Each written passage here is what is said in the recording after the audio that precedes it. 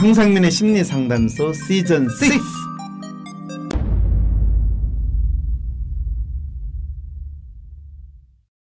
교육 100년 지대계를 세워나가기 위해 올해부터 새롭게 달라지는 교육 제도에는 전국 초중 고등학교에서 수능 시험 결과가 발표됐습니다.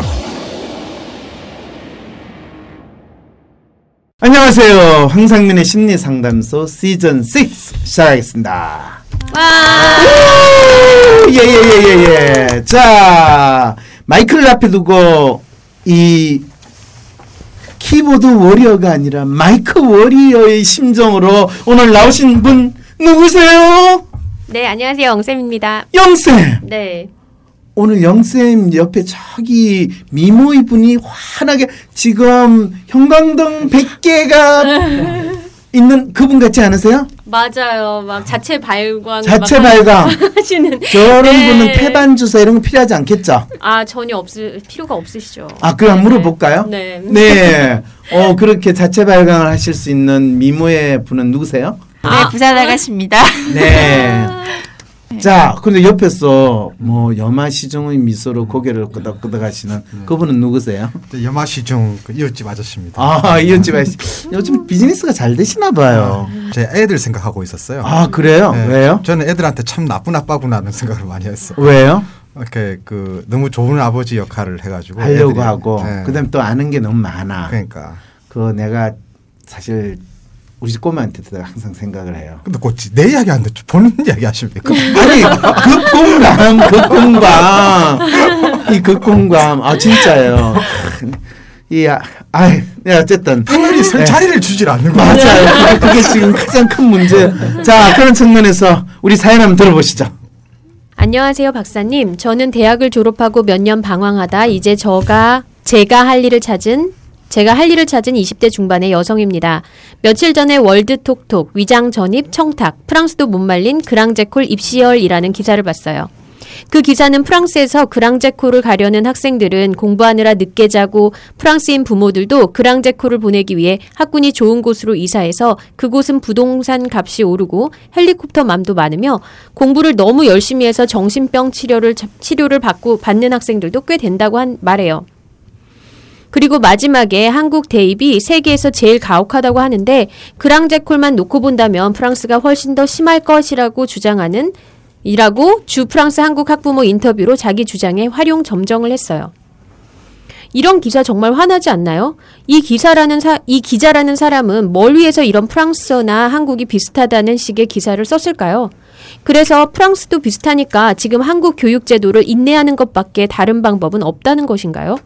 과연 한국은 우리나라보다 입시 헬이 더 심각하다고 하면서 자기들의 교육은 별 문제가 없다는 이야기를 할까요? 저는 프랑스에서 공부 안 해봐서 모르고 프랑스 학생들, 선생님들, 교육부 장관이나 다 훌륭하다는 건 절대 아니에요. 그런데 우리 교육은 프랑스랑 상관없이 문제가 무엇인지 파악하고 개선해야 되는 것이 아닌가요? 이 기자는 교육을 말한다면서 집값을 이야기하고 헬리콥터맘, 정신병 치료 등을 언급하는 이유가 무엇일까요? 정말 우리의 교육 문제에 대해 제대로 알고 싶지 않기 때문에 그렇게 하는 것은 아닐 것 같아요. 사실 저도 입시 헬이 존재하는 이 나라에서 대부분의 학창 시절을 보냈어요. 힘들기도 했지만 그렇게 불행하다고만은 생각하지 않았답니다. 밤 12시 넘어서까지 공부를 하든 게임을 하든 제가 좋아하는 것 하느라고 몸이 힘든 것이 교육제도의 문제라고 생각은 하지 않아요. 그냥 학생이 선택한 라이프 스타일이거든요. 그런데 마치 우리의 교육의 문제는 교육제도의 문제이고 이것을 고치면 해결될 것이라는 생각 정말 웃기지 않아요. 아니 이상하고 미친 생각인 것 같아요. 왜 제도 만능주의적 생각만 있을까요? 언론은 선진국 무슨 나라도 그러니까 우리도 어쩔 수 없어라고 노예화를 합리화하는 기사 대신에 우리는 다음 세대한테 뭘 어떻게 가르칠 건가, 우리는 누구인가, 이런 우리나라만의 내용을 만들어내는 질문을 진짜 처절하게 던지는 기사를 써야 하는 것 아닌가요? 언론이 전혀 문제가 무엇인지 제대로 언급조차 하지 않으니 박사님 제발 황심소에서 해주세요. 무엇보다 이 나라에서 교육이라는 것이 학생과 학부모에게 무엇인가요? 그리고 정말 이 나라 교육에서 배우는 즐거움이 있나요? 아니면 강요와 희생에 의한 처절한 고통이 있나요? 한 극단의 입시열이 있고 반대쪽에는 그에 대한 해결책이라고 평준화를 주장하고 있어요. 사실 어느 것도 해법이라 할 수 없는데 마치 양자택일의 문제로 미리 규정을 해요. 남경필 경기도지사도 또 특목고 자사고 폐지를 들고 나왔어요.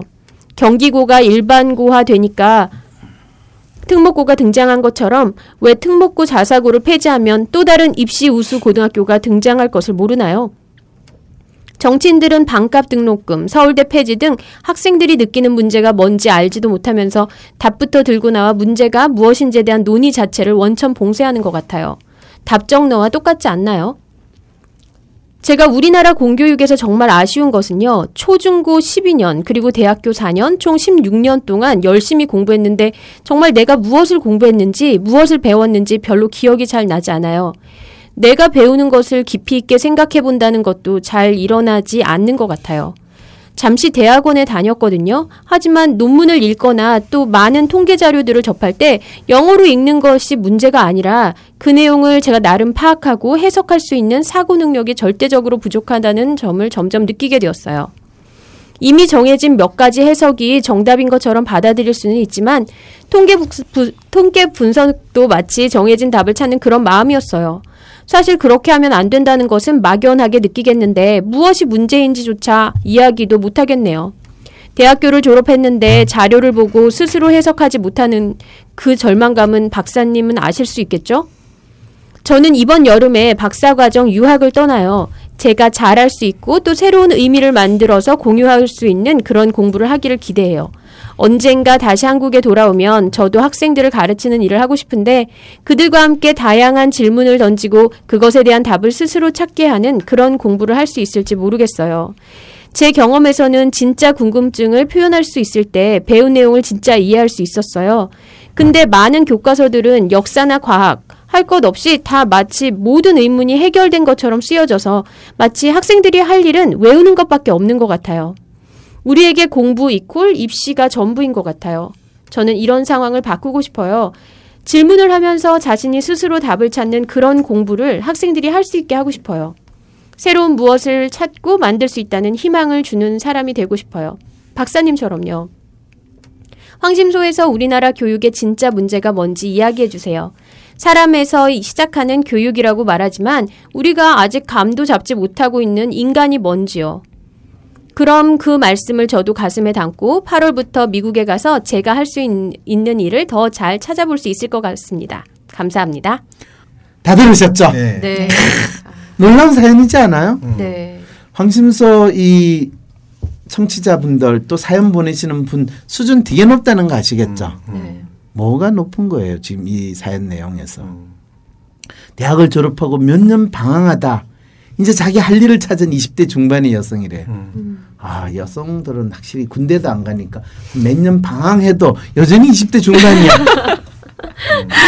남자들은 몇 년 방황하면 금방 30대로 넘어가는데. 군대 안에서 방황하니까 걱정 안 하셔도 아, 맞아. 그런, 자, 그런 측면에서요. 저는 군대 10개월 하겠다, 12개월 하겠다. 그런 경우에는요, 군대 하지 말아야 돼요. 진짜요. 그리고 진짜 우리나라는 지금 한 40만, 50만 이 병력을 20만으로 줄이고 그 대신에 이 병한테 기본 월급 한 100만 원에서 150만 원 정도 되는 월급을 받는 사병으로 해서 20만 정도 딱 유지하면 그리고 최소한 그렇게 되면 기본적으로 5년은 복무한다. 그래서 이게 소위 말하는 정예 강군을 양성하는 이 방식인데 이거를 대통령 되겠다는 분들이 이거를 정확하게 주장을 해야지. 그러면 그게 모병제입니까? 징병제입니까? 모병제든 징병제든 그게 무슨 상관이야. 그걸 분명히 이야기해야 되는데 실제는 모병제, 징병제 돈이 많니 있니 그러는데 지금 40만에서 20만으로 줄이면 누가 가장 반대하는지 아세요? 군 장성들 아니에요? 네. 군에서 소위 말해서 리더라고 하는 소위 말해서 별들이 우수수 떨어질까 봐 지금 별 아마 400개 내지 500개 정도 될 텐데요. 그게 200개로 줄어든다면 그 별들이 거의 총 들고 일어날 자세가 된다는 거예요. 근데 그거는 아니잖아요. 네, 이런 거에 대한 이야기를 해야 되는데, 이 친구는 본인이 미국에 박사 공부하러 간다면서 한국 대학에 또는 한국의 대학도 아니고 그냥 교육에 그러면서 뭐라고 그러는지 가슴이 찔렸어요. 질문을 하면서 자신이 스스로 답을 찾는 그런 공부를 학생들이 할 수 있게 하고 싶어요. 새로운 무엇을 찾고 만들 수 있다는 희망을 주는 사람이 되고 싶어요. 박사님처럼요. 아니야. 난 그러지 못했어. 아, 그 사연 듣고 깜짝 놀랐어요. 네. 저 가슴이 뭉클하면서 아닌데. 그 사람 정말 그 센스를 상관계 맺는 센스가 좋다라는 느낌. 아, 진짜. 이분은 그럼 성공하실 수 있는. 그냥 한국에서 성공할 수 있는데 왜 나가시는 한국에서 성공하기 위해서 20대 중반에 가장 괜찮은 투자가 뭔지 아세요? 유학 가는 건가요? 유학 가는데 그냥 가면 안 돼요. 지돈 쓰고 가면 그거는 투자라고 할 수 없어요. 예. 장학금 받아가지고 받으면서 유학을 가야지. 가장 괜찮은 시간과 이 투자가 되는 거예요. 자기 시간을 투자하고 억울하지도 않아요. 그리고 나중에 박사 받고 한국 와서 대학 교수가 안 돼도 괜찮아요. 왜요? 투자 액수가 너무 작아가지고. 투자 액수가 시간을 5년을 썼는데 투자 액수가 작다면 섭하지. 그 시절에 5년은 다 쓰는데. 그 말은 본인이 뭐든지 할 수 있다는 거를 또 다시 체험을 했다는 거예요. 그런데 많은 사람들은 본인이 진짜 박사 받으려면 5억이 날라가거든요. 최소한. 그 5억을 쓰고 나면 갑자기 내가 이 짓을 하려고 5억을 썼나 하는 자괴감에 시달리다가 나중에는 지가 잘할 수 있다고 내세울 수 있는 건 박사학위 받았다는 거에 내세울 수 없는 사람이 대한민국에서 1년에 몇 명씩 생기는지 아세요? 대한민국에서 국내에 박사가 1년에 1000명 이상이 생기고요. 외국 박사가 1년에 200명씩 생겨요. 굉장하네요. 대충 다 합하면 제가 몇 년 통계를 거의 1년에 1500명 정도의 박사가 대한민국에서 생긴대요. 지금은 한 2000명 정도 될 거예요. 대한민국에서 박사가 필요한 숫자가 1년에 몇 명쯤인지 아세요? 그걸 박사가 필요한 걸 전국에 있는 대학에서 신규 교수 임용하는 숫자. 10명? 20명? 그건 그것보다 그것도 많나요? 많죠. 한 200명 되나? 전국에 대학이 400개예요. 400개에서 네 200개 정도. 200개 정도인데 2,000명이 나오고 있어요. 1,800명은 실업자 대열에 백수 대열에 들어간다는 거예요. 이게 대한민국이에요. 놀랍잖아요. 네. 자, 그런데 그런 통계를 이야기하면 그거 자체면 상당히 놀랍고 그 통계를 해석하면요 더 놀라워요. 이 대학에서 이 박사를 받는다는 것은 고등 인력을 양성하는 게 아니라 고등 실업자를 양성한다라는 것을 너무나 뚜렷하게 알 수 있는데 이 친구는 그걸 질문한 게 아니에요. 그렇죠. 이 친구는 지금 뭘 질문한 거예요? 교육이 바뀌었으면 좋겠는데 그걸 어떻게 바꿀 수 있을지. 교육이 바뀌었으면 좋겠는데 어떻게 바꿀 수 있지? 네. 뭐 4-6제 A2 플러스 2 이런 학위를 바꾸면 되는 거 아니에요? 그러니까 이게 공부가 정말로 내가 스스로 질문을 하고 또 그 답을 찾으면서 정말 배움의 즐거움을 알 수 있는 그런 교육. 그럴 때 그건 교육이 아니고 공부에 대한 얘기죠. 공부네요. 예, 맞아요. 예, 정확히 교육과 공부라는 것의 차이가 뭔지 아세요? 교육은 어쨌든 제도화된 것 같아요. 그 공부를 제도화시켜서 뭐 학교를 약간 학교 교육 이렇게 이야기하는 것 같습니다. 아, 그래요? 네, 아닌가요? 본인이 그 옛날에 대학교 다닐 때 네. 그 경영학을 공부했다고 그러지 않았어요? 네, 맞아요. 그럴 때 경영학에서 네. 교육과 공부를 구분할 때 경영학에서 잘 사용하는 프레임 또는 패러다임으로 교육과 공부를 구분하는 거를 하면 어떤 식으로 구분이 되는지 아세요? 제가 대학을 졸업한 지 되게 오래됐어요. 그런데 저도 대학 졸업한 지 참 오래됐거든요. 그렇지만 학교에서 계속 일을 하셨었잖아요. 차이군요. 그 차이는 많이 있는데. 대학에서 졸업한 지 더 오래되신 분. 저요. 네. 교육과 공부의 차이를 경영학적 관점으로 논하시오 하면 뭐라고 이야기하실 수 있으세요? 그래서 프랑스에서 무슨 시험 받는 느낌이 네. 드는데요. 근데 저는 이제 그 제가 강의를 할 기회가 몇 번 있어가지고 네. 강의를 할 때 여러분한테 물어보는 게 있어요. 여러분 경영학과한테 있잖아요. 그 여러분 자산이 뭐냐고 물어보면은 교육을 받은 학생들은 부채와 자본의 합이라고 이야기를 해요. 네. 근데 이제 공부를 한 사람들은 네. 자산은 미래의 수익을 받아들이는 그 원천이 되는 것이 힘이나 역량을 자산이라고 한다라고 말을 해요. 네. 그러면 훌륭하신 말씀인데요. 근데 그런 말을 하면은 세상에 대학의 자산은 무엇인가를 볼 때 건물로 보지 않고요. 네. 학문적인 축적이라든지 다른 거를 보게 돼요. 그러면 뭐 대한민국 대학은 없네요. 없죠. 그러니까 예를 들어 금융회사를 봤을 때 금융회사의 자산은 뭐냐면 건물이고요. 이게 아니고 신뢰 이렇게 다르게 답을 할 수 있는데 그런 응용을 가능하게 만드는 것은 공부를 통해서 나오는 건데 대학에서 배우는 것은 부채와 자본의 어느 단체 가도 100이면 99명이 그런 이야기 똑같은 이야기를 해요. 자, 그러면 다시 네. 아까 저 질문이 들어갔어요. 교육과 공부라고 표현했잖아요. 네. 경영학적인 관점을 적용해서 이 둘의 차이와 공통점을 설명하시오라고 이야기를. 이런 질문 제가 이 시험에 많이 내요. 전혀 아무런 연관이 없는데 그거를 적용을 해서 이해를 하는 거. 이걸 정확하게 이해하면 공급자와 소비자의 관점이 들어가는 거죠.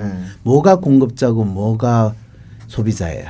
공급자 교육이네요. 네. 공부가 소비자. 이제 아시겠어요. 네. 그럴 때 우리는 뭔가를 배운다, 지식을 습득한다, 안다 라는 것을 누구의 관점에서 이야기를 하느냐라는 질문을 던졌을 때 우리나라의 교육 문제는 철저하게 공급자의 관점에서 보려고 하고 문제를 인식하려고 한다는 거예요. 그래서 아까 그 말씀하신 이쯤 이야기하면 좀 감탄을 해줘야지. 이 사람은 지금 이런 놀라운 제 사례가 이제 이렇게 너무 충격적인 사례였어요. 그것 때문에 그렇다고 생각해요? 이야기인데 한 사람은 회개하게 가르친 거고 한 사람은 보다 보니까 자기 언어로 설명을 하고 진짜 이거 세상은 드디어 내가 황상미를 되는 거야. 짜부스가 황상미를 꺾었나? 아니에요. 지금 우리는 교육과 공부에 대한 그리고 이거를 정확히 인식하느냐에 따라서요. 우리가 직면하고 있는 교육의 문제, 공부의 문제. 이 학생이 준 질문은 교육과 관련되지만은 사실은 공부에 대한 것 본인의 뚜렷한 생각이 있었기 때문에 이 질문을 던질 수 있었던 거예요. 본인은 이 학생은 공부 잘하는 학생이었어. 네. 공부해봤어. 공부 잘하는 학생이었죠. 정말 공부 잘하는 학생. 진짜 공부 잘하는 학생. 공부해본 사람이에요. 그러니까 시험을 잘 치는지 잘 모르겠지만. 그렇죠. 그리고 이 기자는 시험은 잘 봤지만 공부는 못했어요. 흔히 보는 기자죠. 네, 기자예요. 근데 이 기사는 조선일보에 나왔던 것 같은데. 그런데 프랑스도 못 말린 그랑제골 입시열이라고 할 때 그랑제골에 대해서 제대로 이야기했으면 이거는 입시열이라고 이야기하지 않아요. 이거는요. 얼마나 치열하게 그 사회에서 소위 말하는 전문가로 인정받거나 엘리트로 인정받기 위해서 이 나라 사람들은 노력하는가를 알려주고 있어요. 그랑제골에 들어가려면요. 전체 이 학생 고등학교 졸업생에서 상위 10% 안에는 들어야지 그랑제골 들어가는 시험을 볼 수 있어요. 아무나 시험 안 봐요. 그리고 실제로 들어가는 비율은 1% 안에 들어가야 돼요. 자, 그리고 재밌는 건요. 이 그랑제골에 들어가기 위해서 일반적으로 고등학교를 졸업하고 뭐 2년까지 공부를 할 수 있어요. 시험을 2번까지 볼 수 있대요. 떨어지면 영원히 못 가는 그런 거. 네, 그런데 2번 떨어지면 이제는 영원히 못 가요. 근데 재미있는 건 그 2년 동안 공부한 것이 대학 과정을 그 친구로 인정도 해줘요. 우리처럼 재수를 해가 전에 배웠던 고등학교 과목을 다시 배우게 하는 게 아니에요. 여기에는 여러 가지 놀라운 어차피 대학에 가가지고 이 교양 과정을 2년 동안 한다라는 걸 생각하면 그 교양 과정을 그랑제골에 들어가기 전에 그 고등학교에서 이걸 이제 조금 응용한 것이 미국 고등학교에서 하는 AP 프로그램이에요. 대학에 들어가기 전에 고등학교에서 대학 학점을 미리 딴다. 그런데 이제 미국에서는 그랑제골 같은 학교가 없으니까 되게 아이비리거나 이런 좋은 학교에 가기 위해서 AP 과정을 듣는데 실제로 블란스는 이제 대학을 거의 모두 다 국립대 형태로 운영을 하니까 특별한 대학, 특수한 기능을 이 수행할 사람들을 뽑겠다라고 해서 그랑제골이 만들어진 거예요.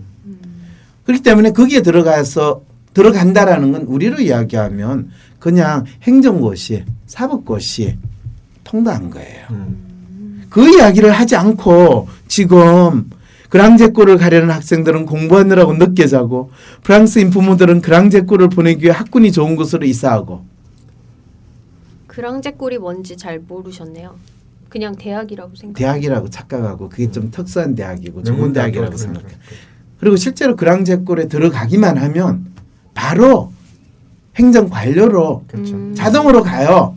언젠가 블란스 대사관에 우리를 이야기하면 사무관에 있는 블란스가 이 젊은데 어떻게 여기 있냐 그랬더니 자기 그랑제골 나왔대요.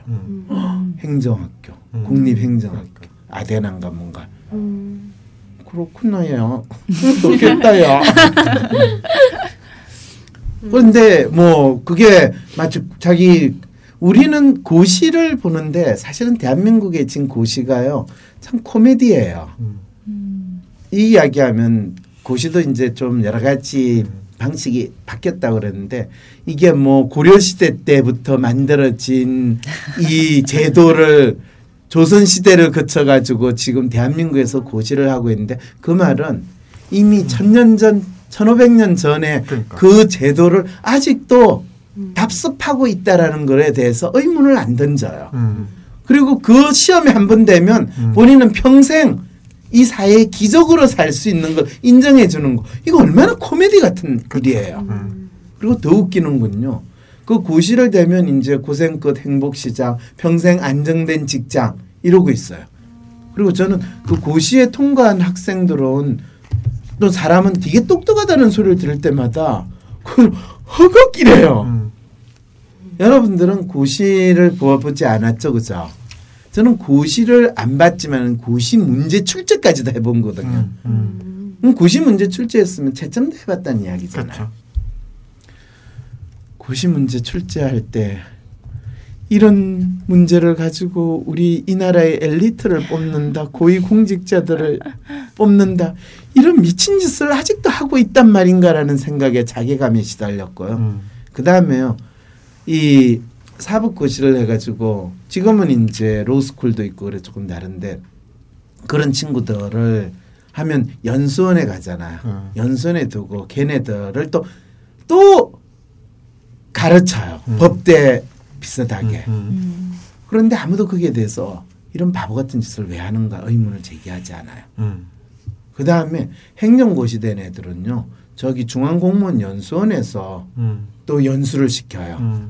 또 거기 또 제가 강의를 여러 번 나왔을 때마다 항상 드는 생각은 뭐야 이거 대학에서 하는 짓을 왜 하지?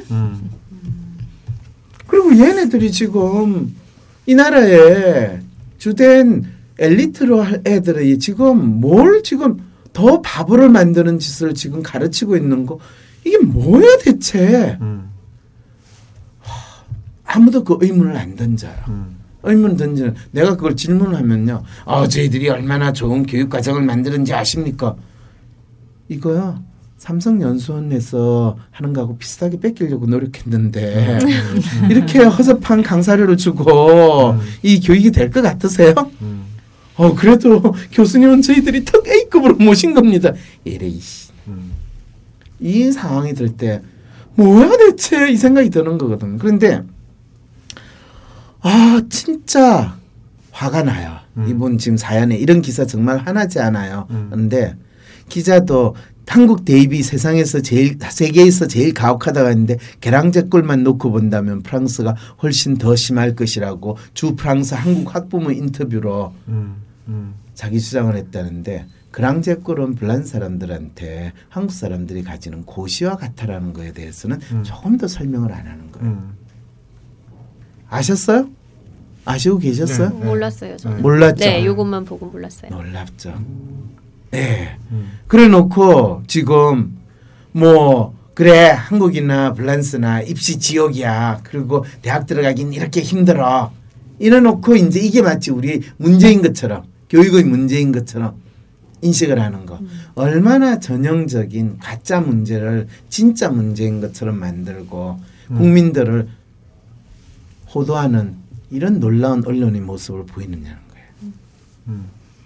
그런데 지금 이 친구가 사연을 보낸 것처럼 우리 교육은 프랑스랑 상관없이 대체 문제가 뭐고 개선해야 되는 게 뭔가 이럴 때 뭔가요 대체? 그게 우리나라 교육에 문제가 있다는 거 모든 사람들이 느끼고 있지만 네. 그거를 바꾸려면 정말 사회 전체를 막 인식 막 이런 것도 다 뜯어고쳐야 할 것 같은 그렇게 너무, 생각하죠. 네, 문제가 너무 커서 뭘 그렇죠. 어디서부터 손을 대야 할지 모르는 그렇죠. 사실 저도 그렇죠. 네, 그렇게 생각하고 있어요. 그거를 이제 셜록 황은 뭐라고 이야기하는지 아세요? 뭐라고 하시나요? 제가 셜록 홈즈를 언급을 했던 이유가 뭐냐면요. 셜록 홈즈가 항상 다루는 사건은 이 사건이 뭔지도 모르겠고 대체 이게 무슨 사건이에요? 이 질문에서 시작을 해요. 그리고 단서도 없고요. 보면은 더욱더 알 수가 없고요. 이게 대체 미스리한 사건이라서 어디서부터 손을 대야 될지 모르겠어요. 진짜 문제를 파악하시는 그렇죠. 거군요. 네. 그래서 지금 영생이 우리 교육은 진짜 미스리한 사건처럼 우리에게 다가오고 있어 이야기를 할 때 제가 회심의 미소를 드디어 셜록하게 등장할 때가 됐구나. 그럴 때 아까 첫 번째 제가 뭐라고 던졌어요 하두를. 교육과 공부의 교육과 차이점. 공부의 차이점을 아시냐라고 이야기할 때 교육을 누구의 입장에서 누구의 관점에서 보느냐. 그리고 지금까지 우리는 교육에 대한 문제를 해결하려고 할 때 누구의 입장 누구의 관점에서 해결하려고 했는가 이 질문을 한번 던져보세요. 자 그러면 답은 이미 나와 있어요. 네. 지금까지 우리는 교육이라고 이야기하면서 항상 공급자의 관점에서 문제를 규정하고 문제를 해결했어요. 그러면서 우리나라 교육이 문제가 있다라고 주장을 할 때는 누구의 관점에서 비판을 하고 불평을 하고 문제를 지적하게 돼요. 소비자의 관점에서. 그렇죠. 전형적인 가로등불 밑에 주정뱅이가 가로등불 밑에서 지갑을 찾고 있는 그 상황이 벌어지고 있다.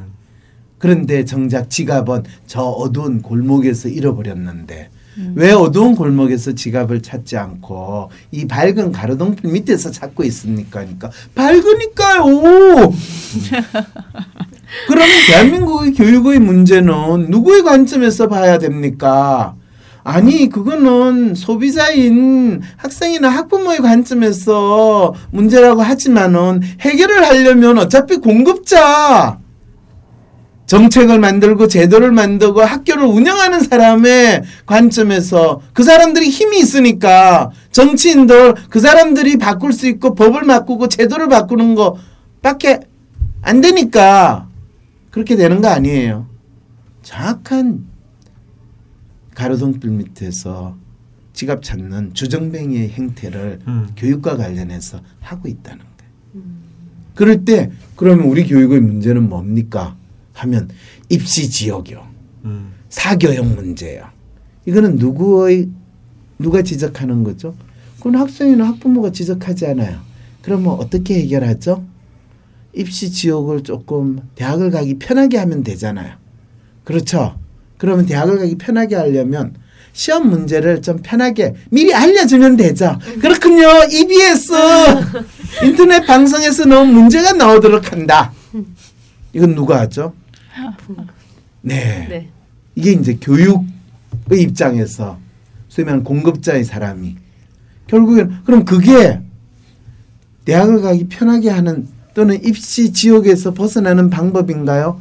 학생들이 원했고 학부모들이 원했던 방법인가요? 입시 전형을 다양히 한다.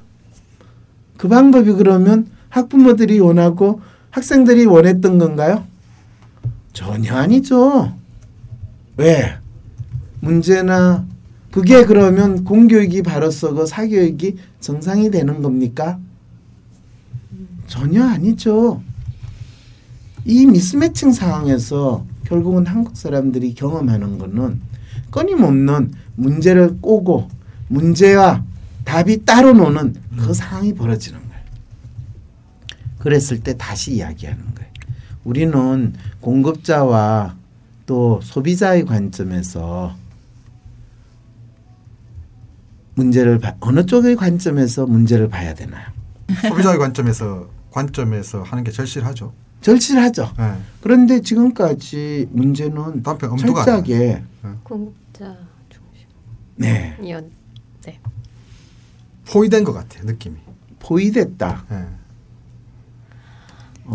그건 무슨 말인지 좀 어려운 말 쓰지 마시고 좀 쉬운 말로. 그러니까 소비자의 입장에서 봐야 되는데 공급자 입장에서 하는 이야기들 제도부터 시작해서 그게 너무 많은 것 같아요. 그리고 심지어는 대선 주자로 나오신 분들이 교육 문제를 해결하거나 하겠다라는 거는 너무너무 철저하게 공급자 입장에서 이야기를 지금 계속하고 있잖아요. 신기하지 않아요?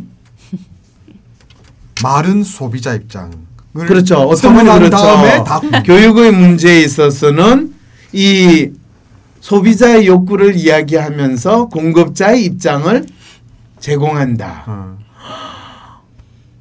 그래서 공부라고 쓰고 교육이라고 읽는다. 지금 이 사연에서 주신 분도 바로 그 문제를 지적을 하는 거예요. 왜 우리가 대학을 다녀야 되고 학교를 가야 되고 또 배워야 됩니까? 이 질문을 던지면 뭐라고 여러분들 이야기를 해요. 이 친구도 그렇잖아요.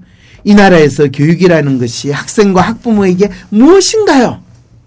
근데 그거는 하는 사람에 따라 다 다른 거 아닌가요? 하는 사람에서 다르다. 그러니까 공부를 그냥 재밌어서 하는 사람도 있고. 네, 공부를 재밌어 하는 사람이 있고요. 네, 그리고 그다음에요. 엄마가 시키니까 하는 애가 있고. 네. 그리고 네, 대학도 이제 약간 비슷한 것 같아요. 네, 어떻게 비슷해요? 그러니까 대학도 정말 자기가 어떤 공부를 하고 싶어서 대학을 가는 아이가 있는가 하면 그냥 해야 한다고 하니까 하는 애가 있고. 아니 근데 실제로 공부하고 싶지 않은데도 취업이나 이런 것 때문에 억지로 대학을 가는 분도 많이 있지 않아요? 아 그럼 네 그렇죠. 네, 그러니까 그리고 특히나 요새는 네 말씀입니다. 아니요 같은 얘기긴 한데 예전에 네. 그런 생각을 한 적이 있었어요. 공부하기 싫은 사람은 대학 안 가도 되는 세상 그런 생각을 해본 적이 있긴 있었거든요. 네. 오늘 여기 사연 주신 분도 저는 제일 눈에 들어왔던 게 본인 스스로가 이분이 대학교를 졸업했는데도 자료를 보고 스스로 해석을 못한다는 절망감? 자괴감. 네. 근데 그 말은 무슨 뜻이에요?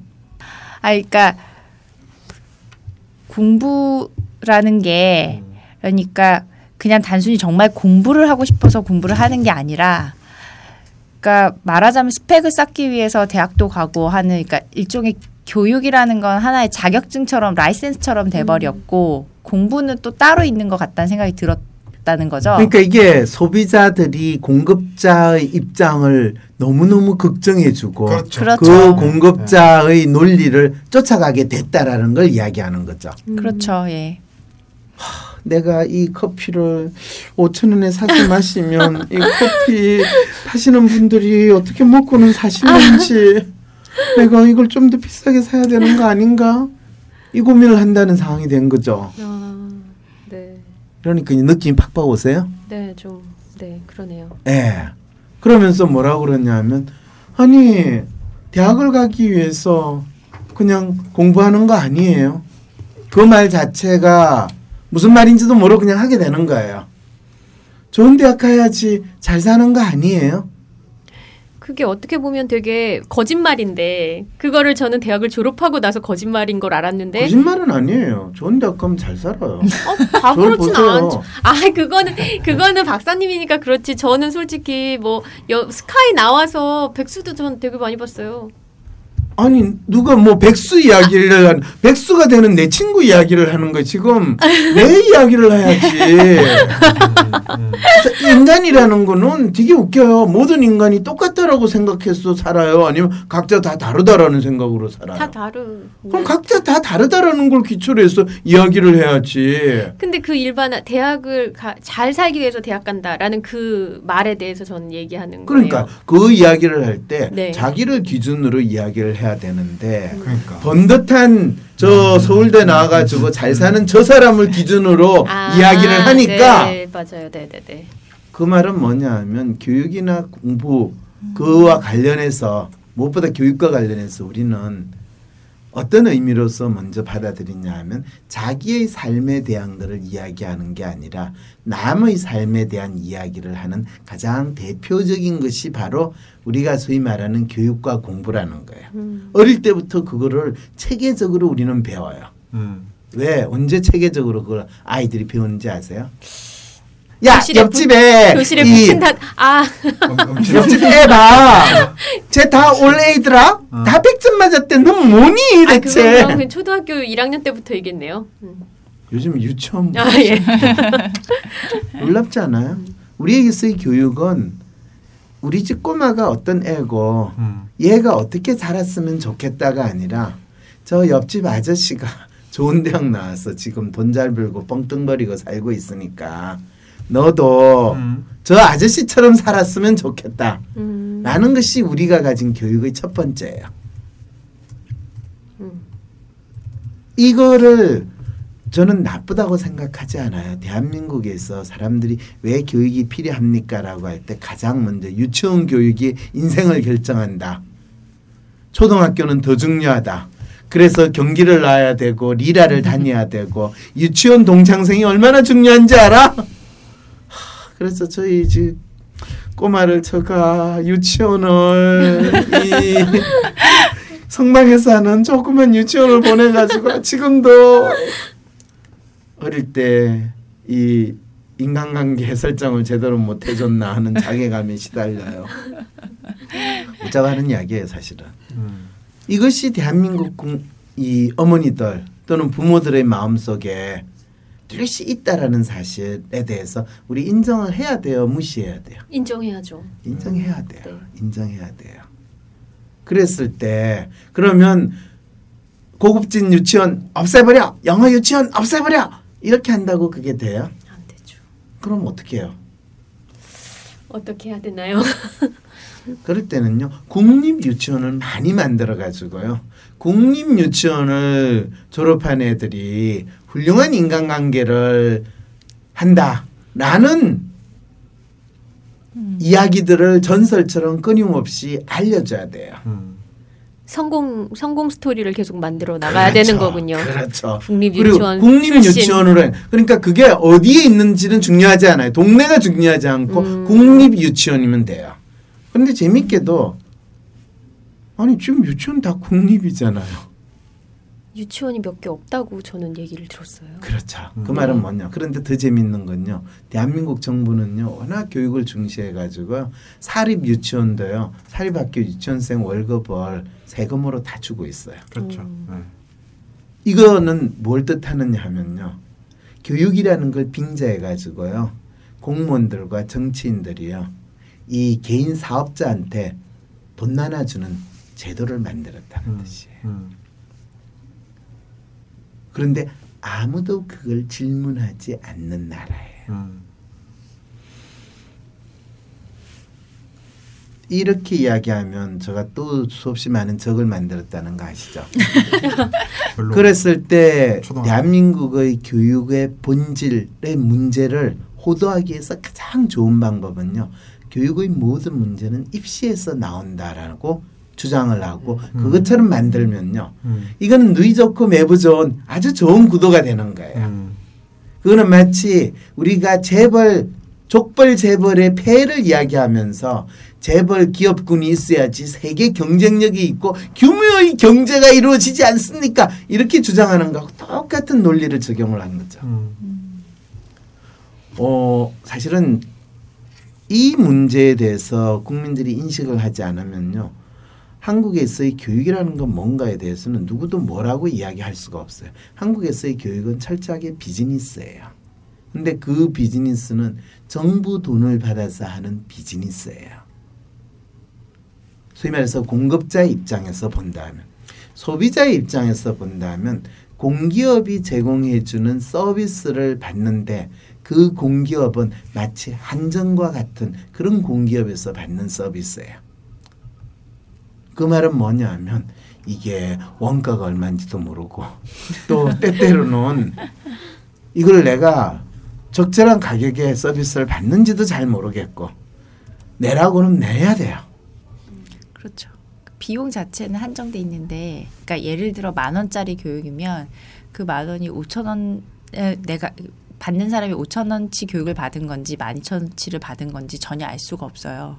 그걸 뭐라고 보통 경영학에서 이야기하냐면 경쟁력이 뭔지를 알 수 없다라고 이야기하죠. 그게 한전도 마찬가지죠. 똑같아요. 네, 그 가스회사도 마찬가지고. 가스회사도 마찬가지고. 그 가스회사의 원가 추정 방법이 거의 대학 논문식으로 똑같거든요. 간단하게 원가를 추정할 수 있어야 되는데 아무도 알 수 없도록 만들어 놓은 거예요. 그것이 이 사회의 보수율이라고 해서 기득권 세력이 만들어진 지난 3, 40년 동안 아주 굳건하게 만들어진 체제인데 그거를 어떻게 바꿔야 될 거냐라고 하면 제도를 바꾸는 거는 끊임없이 사기치는 짓이고요. 입시 제도를 바꾸는 거는 교육이라는 이름으로 새로운 인더스트리를 만들어내는 거고요. 이렇게 이야기하면 너무 동떨어진 교육 문제를 이야기하는 것 같지만은 사실은 우리 교육은 프랑스랑 상관없이 문제가 무엇인지 파악하고 개선돼야 하는 것 아닌가요? 이거에 대해서 다 공감하는 사람들이 그러면 어떻게 해서 그 문제의 해법을 찾아야 될 것인가 라는 측면에서 먼저 이야기를 하는 거예요. 그럴 때 이 나라에서 교육이라는 것이 학생과 학부모에게 무엇인가요? 이 나라 교육에서는 배우는 즐거움이 있나요? 우리가 쇼핑을 하면 쇼핑의 즐거움을 냈을 때는 내가 받는 서비스나 제품에 대한 이야기를 할 때 쇼핑의 즐거움을 이야기해요. 그 물건 파는 이 쇼핑몰 주인이나 백화점이나 마트 주인이 주로 쇼핑의 즐거움을 강조를 해요. 상품이나 서비스를 사용하는 사람이. 이분 진짜 뭘 잘 모르시네요. 아니에요? 쇼핑의 즐거움을요. 네. 이 광고에서 요즘에 스타필드인가 뭔가 하는 거. 그거 광고 혹시 본 적 있어요? 아니요. 그러니까 그런 거에 대해서 관심이 없으시니까 아니면 무슨 몰 아웃렛 썩썩 이렇게 이야기하는 광고들 봤어요? 네, 그거 봤어요. 네, 그거 봤어요. 그럴 때 그 광고는 쇼핑의 즐거움을 이야기하는 사람, 소비자를 이야기하는 것 같지만은 누구를 위한 광고예요? 그렇네요. 예, 공급자를 위한 광고네요. 놀랍지 않아요? 그래서 이 나라 교육에서는 배우는 즐거움이 있나요? 아니면 강요와 희생에 의한 처절한 고통이 있나요? 이 질문은 실제로 그 배우는 즐거움과 강요에 의한 희생과 처절한 고통은 다 소비자가 겪는 거예요. 그렇지만 누구를 위해서 이것이 존재해야 되는가, 존재하는가라는 질문을 하면요. 철저하게 공급자예요. 네. 그러네요. 누구의 입장에서 보느냐를 고려하지 못하게 하는 끊임없는 왜곡된 문제를 만들어내는 현상이 벌어진다는 거예요. 그리고 정말 내가 무엇을 공부했고 무엇을 배웠는지는 별로 기억이 잘 나지 않아요. 그러면서 드디어 이제 본인이 미국에 가서 공부할 때쯤 되니까 박사과정을 할 때쯤 되니까 자기에게 가장 부족한 게 뭔지에 대해서 이 학생은 느끼게 됐어요. 네. 이거 재밌는 게 내가 대학원 처음 시작을 할 때 통계 패키지가 SPSS라는 통계 패키지가 있어요. 예. 그다음에 SAS라는 패키지가 있어요. 그런데 공부를 나름대로 열심히 하려고 했던 저는 이 SPSS와 SAS는 한국에서 학부 시절에 이 방학의 특강을 이용해서 다 배우고 또 SAS나 SPSS를 잘 사용하려면 또 한 학기를 그걸 과목을 덜기도 하고 그랬거든요. 그렇죠. 그래서 내가 통계를 잘한다. 왜냐하면 통계 패키지 프로그램을 사용할 줄 아니까. 그러니까. 근데 더 놀라운 거는 그걸 잘 아니까 다른 애들 내가 같이 시작하는 대학원생들은 그걸 한 번도 들어본 적이 없는 거야. 준비된 대학원생이었어. 그래서 그거를 나는 그걸 아니까 뭐 통계 수업이야 뭐 무섭지 이러고 있었는데 수업 시작한 지 한 달이 안 돼서 다음 과제는 SPSS로 가지고 해와요 라고 주는 거예요. 그래서 애들 난리 나죠. 그게 뭐예요?부터 시작해가지고 그거 배워가지고 하래요. 아니 그러면 그걸 언제 가르쳐 주기라도 해야지. 아니 아이디하고 패스워드 주니까 그 다음에 너희들이 가서 하면 되잖아. 사실은 처음에 쟤들 죽었다 이제 지들은 못하니까 과제를 주는 거예요. 나는 할 줄 아니까 그래서 그 과제를 가지고 이 리포트를 써냈어요. 난 B 받았어요. 다른 애들 A 받은 녀석이 있어. 다 B 받은 애들이 그중 10명 중에서 A 받은 애 2-3명 있고 나머지 다 B 받았어요.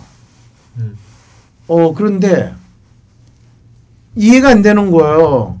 왜 B를 받았는가? 선행학습 다 했는데. 난 다 아는데 그리고 거기에서 다 했는데 그 담당하는 조교한테 가서 왜 내 B냐? 내가 얼마나 SBS 잘 돌리는데 그랬더니 너 여기 있는 자료 이렇게 분석 잘했는데 그거는 컴퓨터가 네가 하는 거 아니고 이 분석했으면 그 다음에 이게 이 자료가 어떤 의미가 있고 그 다음에 결과가 뭘 뜻하는지 그거에 대해서 설명을 해서 너는 이 자료를 통해서 무엇을 알았다는지에 대해서 이야기를 해야 되지 않니? 아니 통계 돌려가지고 넣은 아웃풋 그거 그대로 붙여가 제출하면 되는 거 아니냐? 갑자기 내가 이상한 놈이 된 거죠. 걔가 허걱하는 눈치로 나를 보는 거야. 근데 A 받은 애가 내가 보기에는 공부를 그렇게 잘한다고 생각이 안 드는 애고 학부 때 심리학 전공도 안 하는 애. 가서 물었어요. 너 SBS 처음 한 거잖아. 그래. 어떻게 해서 너 이걸 했니? 그랬더니 자기 그거 하루 정도 해보니까 할 수 있게 됐는데? 뭔 소리야? 나는 한 달 걸렸는데 아니지. 내가 몇 학기를 걸쳐가지고 이걸 배웠는데 일주일 안에 걔가 그 패키지 돌리는 거를 할 수 있는 거를 나는 한 학기 1년씩 배웠다는 사실을 알고 허걱한 거예요. 그리고 한 학기 1년을 배워봤자 뭐해?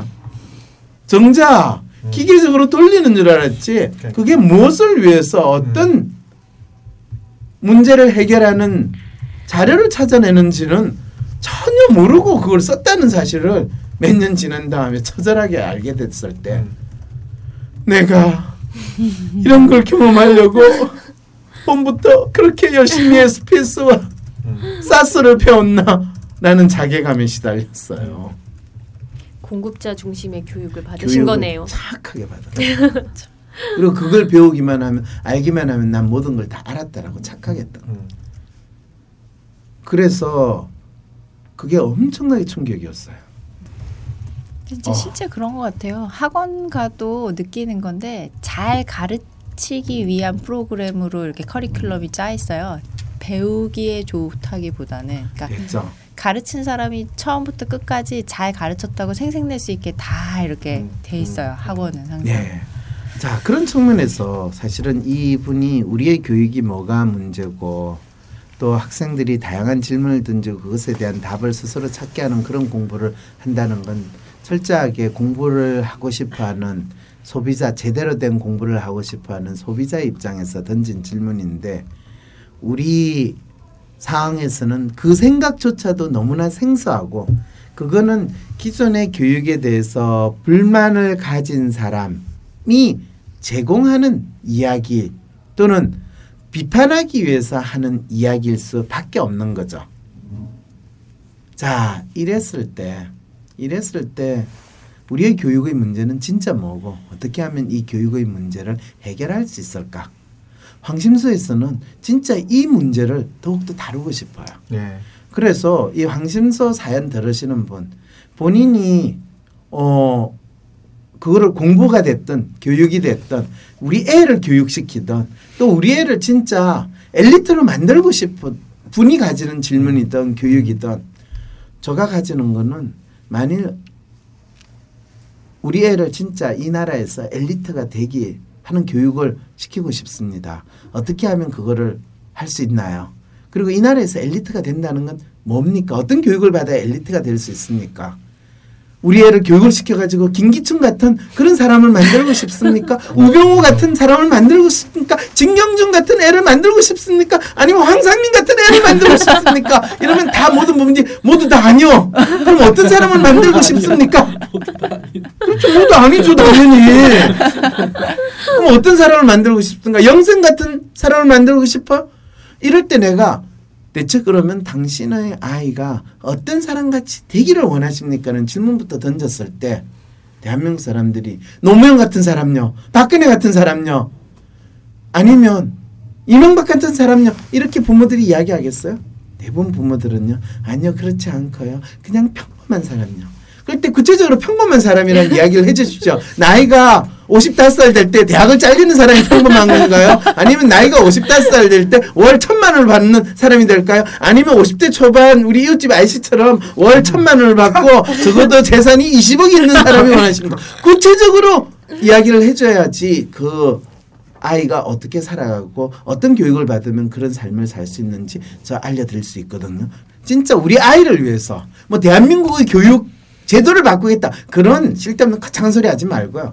내가 또 살기 위해서, 내가 시험에 통과하기 위해서, 내가 무슨 자리를 얻기 위해서, 내가 진짜 행복하게 살기 위해서 어떤 교육을 저는 받아야 되고, 나에게 있어의 교육이란 뭐고, 나에게 있어 공부란 뭡니까?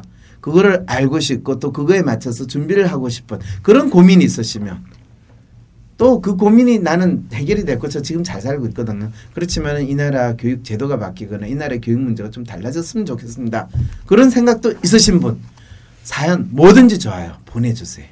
그걸 교육이라고 표현하든 공부라고 이야기하든 그걸 보내주시면 그 사연을 중심으로 해가지고 황심소에서 교육을 그리고 우리가 배우고 공부하고 때때로 익히면 즐겁지 아니한가 이런 마음으로 살 수 있는 또 그것을 매일 생활에서 사실은 황심소에서 다루는 다양한 이 상담 사연도요 충분히 우리의 삶에 대한 공부가 되고 생활의 지혜를 얻는 거잖아. 그런데 등록금을 낼 필요가 없어.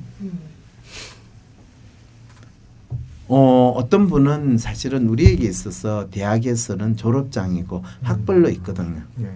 그리고 그렇지 못하기 때문에 수없이 많은 사람이 컴플렉스를 가지고 살고 있어요. 어떤 분이 그러더라. 황 박사는 좋겠어. 적어도 학벌 컴플렉스는 없잖아. 학벌 컴플렉스를 없기 때문에 제가 어떤 잘못을 저질렀느냐 하면 우리 집 꼬마들 공부하는 데 있어서 상당히 많은 실수를 또 동시에 저질러기도 하고 아이에게 필요한 걸 제대로 못 해주기도 했고 또 그것 때문에 나중에 이 세옹지마를 또 겪기도 했어요.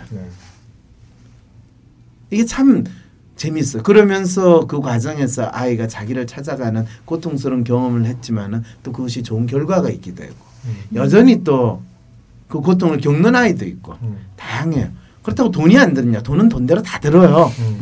그거는 뭐 과외를 열심히 했던 또는 사교육에서 돈을 들인 부모나 또 저는 사교육 안 했지만 다른 방식으로 돈을 들이는 거나 돈은 비슷하게 들어요. 그렇다고 그럼 돈으로 다 해결했구만. 아니에요. 돈 들인 애들은 할 수 없이 들인 거고 돈 안 들인 만큼 또 다른 데서 돈을 쓰는 건 마찬가지예요. 결국에는. 그래서 돈의 문제가 아니라는 까지도 알아요. 그래서 내가 돈이 없기 때문에 제대로 교육을 못 받았다. 나는 돈을 많이 퍼붓기 때문에 문제다. 이렇게 성급하게 자기 문제를 규정하고 거기에 대해서 답정나 같은 그런 특성을 보이지 마시고 내가 교육에 대해서 이런 것들이 문제라고 생각하는데 우리 애한테는 이렇게 하고 싶은데 또는 우리 애는 이것 때문에 문제인데요. 이런 모든 당신이 느끼는 사연 또는 본인이 스스로 본인의 공부에 대해서 가지는 사연을 보내주시면 황심소에서 그거를 더 중심으로 이야기를 해보고 우리가 가지고 있는 많은 삶의 문제는요. 사실은 교육에 의해서 해결이 되는 게 아니라 공부를 통해서 해결이 돼요. 그리고 교육에 대해서 교육이 나를 변화시키고 나를 발전시켜 줄 거라고 믿으면 당신은 좀비의 삶으로 나아가게 된다는 거예요. 그렇게 되면 간혹 우리가 기사를 본 서울대에서 서울대를 졸업하고 결국에는 범죄자로 전락하다. 그건 뭐 기본이잖아요. 대한민국을 항상 놀래게 하는 최고의 범죄자들은 서울대 법대 출신이 지금 하고 있잖아요. 너무 많아서 기억도 안 나요. 네, 너무 많아서 기억도 안 나요. 그런데 좋은 교육을 받아서 대한민국을 바꾸는 사람이 됐다. 그런 거는 거의 우리가 혹시 아시는 분 있으세요? 스카이 대학 출신인데 대한민국을 변화시키는 획기적인 일을 했다. 대한민국을 절망시키는 획기적인 일을 한 거로는 우리는 기억을 해도 대한민국의 새로운 차원을 열어줬고 새로운 미래를 열었다라는 사람은 우리 찾기 참 힘들어요. 대한민국에 지금 살아계신지 돌아가신지 모르는 이건희 어디 나왔어요 그분이? 학교는 와세다인가 그게 나왔을 건데. 와세다라고요. 왜 와세다 나왔는지 아세요? 와세다를 나온 이유는요. 이병철 씨가 그러니까 일본에 유학 갔다 온. 아니 그 얘를 일본에 일찍 보냈어요. 어린 시절에. 그래서 일본에서 자랐어요. 근데 이분들은 학교하고 관계가 없잖아. 그 없어요. 관계 전혀 없는 사람들이잖아. 그리고 관계가 없을 뿐더러 그렇지만은 이병철 씨가 그 당시에 입시 시스템에서 서울대를 갈 수 있었으면 보냈겠죠. 본인이 서울대를 안 보냈기 때문에 안 나왔기 때문에 가지는 한에 의해서 그 아들은 서울대를 보냈다는 거 아니에요. 그러니까 그럼 뭐 뭔지 아시겠죠? 그 교육이라는 게 당시는 그 과대 프리미엄이 붙어 있었고 학벌이라는 거 있잖아요. 아 그럼요. 네, 그러니까 그게 전리품으로서 막 생각을 했던 것 같아요. 그런데 지금 사실은 그게 마치 우리나라의 문제인 것 같은데요. 미국도요. 그러니까. 아이비리그를 간다라는 거는 그 사람들끼리한테는 여전히 중요한 전리품이에요. 제가 놀란 게 스탠포드 대학교 앞에 갔는데 네. 한국의 그것처럼 학교 그 정문 앞에다가 이렇게 그 기념사진 찍는 부모들이 있더라고요. 아, 그래서 내가 너무 놀래가지고 손가락 가리키면서 이렇게 그래서 내가 저 한국에서 많이 봤던 그런데 미국은요. 그러니까. 더 심해요. 네. 더 심한데도 누구도 미국 사회가 학벌 중시한다는 이야기 안 해요. 미국의 교육의 문제를 이야기할 때 학벌 중시 운운하는 그런 소리 안 해요. 왜?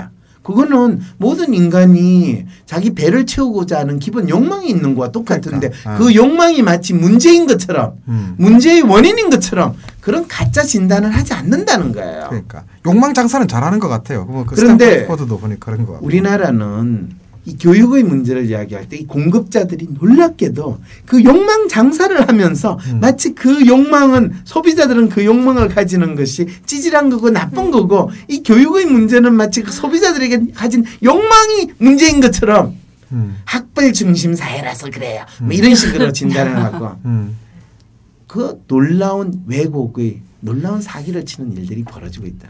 그래서 이 상담 사연에서 이 젊은 친구가 보내준 사연은 본인은 그걸 아니까 본인은 미국에서 박사를 하겠대요. 근데 돌아와서 자기가 학생들에게 새로운 무엇을 자꾸 만들 수 있다는 희망을 주는 사람이 되고 싶대. 아 너무 크게 올라갔는데. 네. 자, 그래서 그거는요. 단순히 이 학생 혼자 이 학생이 아니죠. 이 젊은 친구한테 맡겨둘 수 없어요. 그래서 만일 이 친구가 사연에 박사님처럼요. 이 소리만 안 했어도 나 그냥 이 사연 하나로 끝내려고 그랬어요. 그런데 그 이야기를 하니까 내가 못했는데 그럼 내가 하지 못한 것을 너한테 내가 물려주고 너는 꼭 이루도록 해라. 이거 아주 비겁한 인간이거든요. 왜냐하면 물려주면 할 수 없어요. 지가 못했는데 어떻게 그 다음에 후계자가 안 돼요. 내가 살아있는 한 내가 하겠다라는 마음이 들어서 사연을 보내주세요. 그 사연을 가지고 처절하게 그러면서 당신이 이 교육 환경에서 어떻게 공부를 할 수 있고 그리고 그것이 당신이 살아가는 데 있어 가장 큰 힘이 될 수 있는가. 더 이상 제도 탓하지 말고요. 더 국가가 무엇을 해줄 걸 기대하지 마시고요. 부모가 돈이 없다고 그런 말도 안 되는 소리 하지 마세요. 다 길이 있어요. 길을 찾을 수 있어요. 그걸 해드릴게요. 내가 이렇게 역방 아니에요. 할 수 있어요. 근데 그 공부 성인도 가능한가요? 아 그럼요. 아까 그랬잖아요. 나이가 20살이 되든 30살이 되든 40이 되든 상관이 없어요. 사실은 제가 개인 상담을 해주는 거는요. 이미 학교라는 제도에서 벗어나서 자기 삶을 어떻게 찾아갈 수 있는가. 그것을 프라이빗 레슨 해주는 것 좀. 이 인간들이요 전부 다 골프 프라이빗 레슨은 비싼 돈 주고 하는 거 전혀 아까워하지 않으면서요. 지 삶에 있어서 프라이빗 레슨을 받는 건요. 지가 다 안다고 생각하고요. 삽질을 하는 게 지금 우리 삶에 있어 가장 안타까움이에요. 그래서 상담이라는 것 자체는 정신과에 가가지고 약 먹거나 아니면 미쳤기 때문에 내 문제를 상담하는 게 아니라요. 나의 삶에 있어서 내가 공부하는 즐거움으로 나의 삶의 길을 찾아가고 내 문제에 대한 답을 찾아가는 그런 공부를 하는 데 있어서 누군가 그것에 대해서 어떻게 나를 도와줄 수 있는가 라는 것이 진정한 상담이라는 거. 삶에 대한 상담은 그렇게 이루어진다는 걸 꼭 이런 사연들을 통해서 우리가 새롭게 느끼고, 그래서 이제 우리가 교육이라고 이야기하고 공부라고 읽어야 되는 그 문제에 대해서 좀 더 나눌 수 있으면 좋겠네요. 오늘 그러면 이 친구 사연에 대해서 제가 상담을 해준 거 맞나요? 네. 네. 그럼요. 네. 네.